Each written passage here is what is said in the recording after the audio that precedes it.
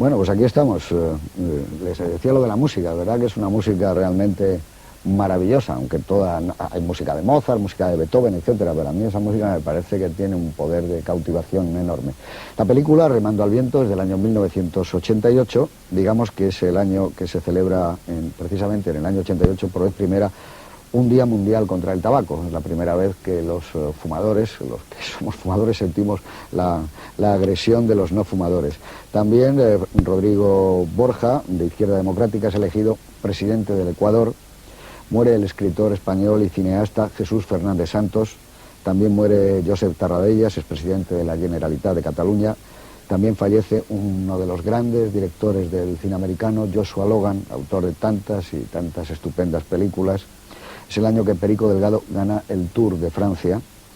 También durante un día y toda una larga noche arde la parte más romántica y más maravillosa de la ciudad de Lisboa, que es quizá la noticia más negra de ese año 1988. El incendio comienza en un sótano de los almacenes Grandela y las pérdidas son tremendas y se valoran en muchísimos millones de pesetas. Digamos que también el año cinematográfico por excelencia va definido por un escándalo que recorre desde Estados Unidos toda Europa y prácticamente hasta todo el mundo. Es una película de Martin Scorsese que se llama La última tentación de Cristo, que es portada absolutamente en todas las publicaciones del mundo. Y bueno, digamos que es el año también de la Olimpiada en Corea, son los Juegos Olímpicos de Corea, cuya gesta más importante o lo que ha quedado para la historia es la descalificación de Ben Johnson, que hace un tiempo asombroso de 9,83 en los 100 metros, pero naturalmente es descalificado cuando se comprueba que estaba drogado. Y entonces naturalmente Carl Lewis vuelve a ser la estrella, porque no solo gana esa prueba, por rechazo había quedado el segundo, sino gana más pruebas. Digamos que también es el año en que muere a una edad muy avanzada, más de 90 años, Hirohito, que fue el responsable del ataque a Pearl Harbor y que desencadena, como ustedes saben, la guerra con Estados Unidos. Es el año que muere Salvador Dalí, el músico español Pablo Sorozábal y una actriz eminente que a muchos de los que estamos aquí nos alegró no solo durante nuestra infancia y nuestra adolescencia, sino yo creo que siempre que la hemos visto, que era Julia Cabalba.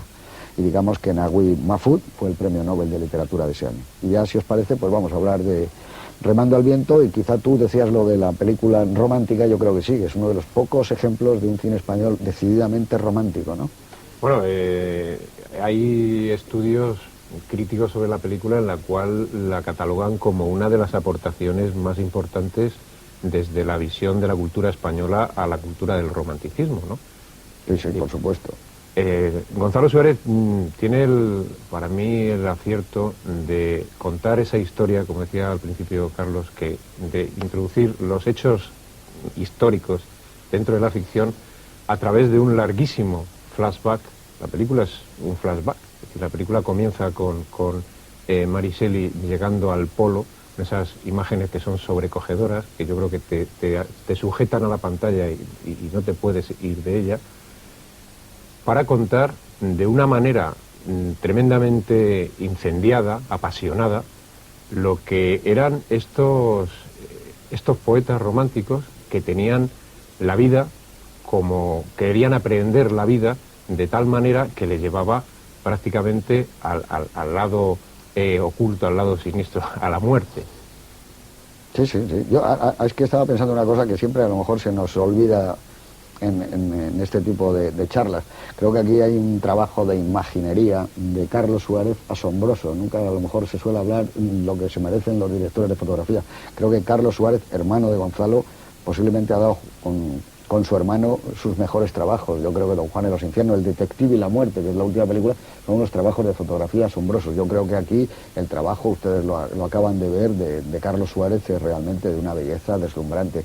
Ya desde que arranca la película, como tú dices, hay insertos maravillosos, ese tintero helado con la pluma cuando entra, que son magníficamente como están cogidos de luz, ¿no? Sí, esa pluma que no puede, que araña el papel porque no puede escribir, mientras que ella va contando que ha ido a los confines del universo para encontrarse con la criatura. De manera, su mente, cuando dio a luz a esa criatura, a esa horrible criatura, parece que ella predestinó de alguna manera la vida y la muerte de todos los seres que le rodeaban. Todo esto está contado desde la memoria, desde el recuerdo. lo cual inunda toda la película de una melancolía tremenda. Es decir, es más, yo creo que es una película que tiene momentos muy alegres, a pesar de que parezca que todo es tragedia, no es así, porque está hablando de seres que intentaban, como he dicho antes, aprender la vida. Sí, ella lo dice en algún momento de la película, ¿no? Mary Shelley dice, tengo la sensación de que cada vez que mi mente produce una imagen negativa, una intuición fatal, el monstruo que he creado la lleva a efecto, ¿no? A mí lo que me choca de esto que tú planteas, que es, digamos, el tratamiento, el enfoque romántico de la historia, ¿no? Es que Gonzalo Suárez al mismo tiempo hace una película muy fría y muy distante, ¿no? Es una película de composiciones estáticas, de planos muy generales, de la evolución de los sentimientos.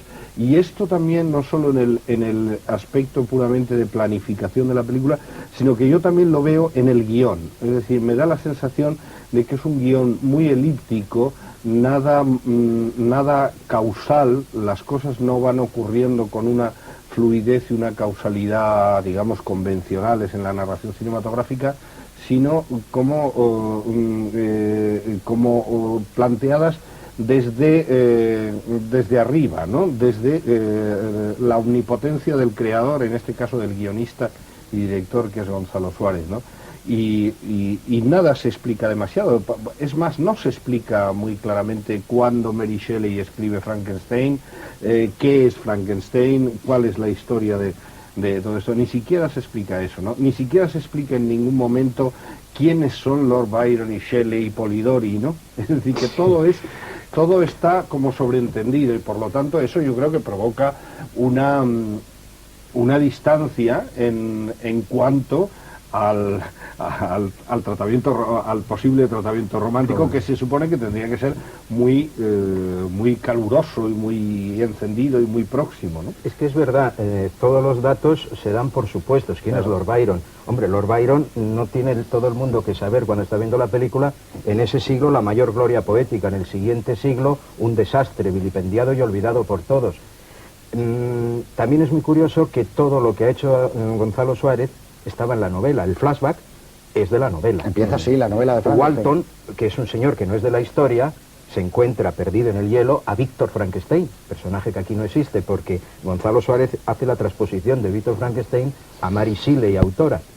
Entonces, si reconociéndole a la película momentos, como decíais, de una belleza de composición espléndida, a mí hay un momento cuando el niño se marcha y le dice nos veremos en Venecia, esa premonición que va a repetir diversas veces, pero a mí lo que más me llama la atención de Gonzalo Suárez, autor, que él se ha leído mucho de Mary Shelley. Ha leído probablemente las propias notas de Mary Shelley de la edición de 1831 de la novela, donde explica cómo lo concibe. Y si en la vida real, digamos, de Shelley y Byron, en esas largas noches de invierno, que leían literatura gótica, que les causa mucha impresión leer la historia del amante inconstante, toda una serie de fantasmas, y hacen ese alarde de escribir, Mary Shelley es un testigo de unas conversaciones entre Byron y Shelley muy científicas, donde están impresionados por los efectos del galvanismo y dicen que qué bonito sería animar la materia. ¿Eso cómo lo transpone Gonzalo Suárez a la película? Momento soñador de Byron, que dice que el mejor poema sería aquel que creara de la fantasía un ser real. Es decir, que todo el terror, todo el ser animado pudiera surgir de la fuerza de la imaginación. Que eso es lo que me parece del ejercicio que está haciendo Suárez, siendo fiel, pero estando absolutamente de acuerdo contigo, Fernando, que hay que llevar una guía o un papelito para ir siguiendo la película, quién es Byron, quién es Shelley. Bueno, lo que pasa es que después de tener tanta literatura detrás cinematográfica del mito de Frankenstein, de Lord Byron, etcétera, a mí me parece que eso Gonzalo lo da por supuesto. Lo daba por supuesto, y sobre todo que yo creo que no le importa tanto el background de cada uno de esos personajes como presentar esos personajes tal y como son y con esa personalidad tan característica que tiene cada uno de ellos. Es decir, hay una frase que me parece que dice, la ficción vacuna contra la realidad. A él no le interesa tanto el proceso creativo de cómo llega Mary Shelley a a hacerse con la criatura cuando escriba, sino cómo de improviso él mezcla en una narración de corte tradicional, mete los elementos fantásticos. Eso a mí me parece que es un acierto, porque entonces la película la puedes ver desde los dos planos continuamente que están unidos y que no chocan nada. Cuanto a lo que dice Fernando, que me parece muy interesante, cuando dices tú lo de la planificación general, que eso está dado, o sea, que él podría, yo no sé si lo habrá rodado o no. Evidentemente tienes la sensación de que muchos planos, luego habrá habido planos cortos que él se los ha saltado, cuando van a disparar en esa secuencia tan bonita, que van a disparar en la playa contra la moneda, pues probablemente hay planos cortos, porque cuando repite otra vez que tiran los tres, está hecho ya desde otro encuadre. A mí lo que me parece que yo siempre, cuando he leído, por ejemplo, a Sir Walter Scott, yo siempre me lo imagino como en planos generales. Yo no sé por qué, creo que haya acertado Gonzalo en abrir, implicar la naturaleza, que estaba muy cerca del mundo del romanticismo, ¿no? Implicar los verdes, el mar, los decorados de la villa Diodati o de Venecia. A mí eso me parece que es un acierto, porque eso le da ese perfume decadente y romántico, ¿no?, que tiene toda la película. Sí, también hay que tener en cuenta, creo yo, que un poco de toda la mitología que tú has dicho de Frankenstein, todo lo que se ha escrito y dicho, que es una novela francamente mala, que si no es por Hollywood, ahora no estábamos aquí. ¿Tú crees? Convencido. Vamos, la novela El bichito, el monstruo, cuando explica lo oculto que es, que se ha formado leyendo El paraíso perdido de Milton, los desastres del joven Werther, dice, hombre, no me fastidie, que ha aprendido a leer en los libros, que tiene unos leñadores perdidos, unos campesinos en una montaña que tienen esos libros. O sea, es una locura la novela, que está toda impregnada de lo que tú has dicho, de ese lirismo, por culpa del marido de Shelley. Claro, de Percy. De Percy. Claro, eso sí era un lío, esos sí eran líos bonitos. ¿Por? Hombre, porque Lord Byron también tuvo líos con la hermana que sale allí. Sí, claro. Claro. Mira, Claymore. Realmente, un hijo de Shelley se llama Guillermo William. Un niño que muere también. Y ella se apropia de que lo mate su propia criatura. Sí, para mí la idea brillante, insisto, de la primera aparición del monstruo, de la criatura, en un mundo absolutamente real, pero que te lo está dando ya con una pátina del paso y del peso del tiempo, es espléndida, porque además no es una criatura repelente, al contrario, incluso en el doblaje español, yo creo que le dobla también José Luis Gómez, ¿no?, a la criatura, o da esa impresión, yo ¿no? lo he pensado en algún momento, se parece por lo menos a la voz de José Luis Gómez. Yo creo que si eso está intencionado, no lo es puedo asegurar. para rodear, no sé, como crear algo muy cercano. En cualquier caso, a mí me parece que el acierto es ese, cómo él ha cogido dos planos y mete lo fantástico, o la ciencia ficción, o como rayos queramos llamar a eso, pero dentro de un mundo que ya de por sí se sale de lo normal. Como dices tú, el romanticismo sirve para salirse de un mundo que a ellos no les gusta y no les interesa, ¿no? No, la exposición que ha hecho Fernando antes me parece que es muy certera. Yo lo que creo es que de alguna manera esta película consiguió lo que Gonzalo pretendía, y era fascinar al espectador y de una manera, contando de una manera elíptica una serie de hechos que por supuesto no todo el mundo conocerá, pero que, aunque se dan por supuesto en la película, crean en el espectador un magnetismo. De hecho, esta película estuvo 87 semanas en cartel en los cines, no sé si se puede decir, supongo, ¿no? Sí, Los claro, cines Renoir de Madrid. Claro. Por voluntad expresa además de Enrique González Macho, que la mantuvo. Es decir, fue año y medio, permaneció en cartel, creo que es un récord del cine español. Y luego la pasó a las sesiones de madrugada de viernes y sábado, y se mantuvo hasta cerca de los 3 años. Quiere decir que de alguna manera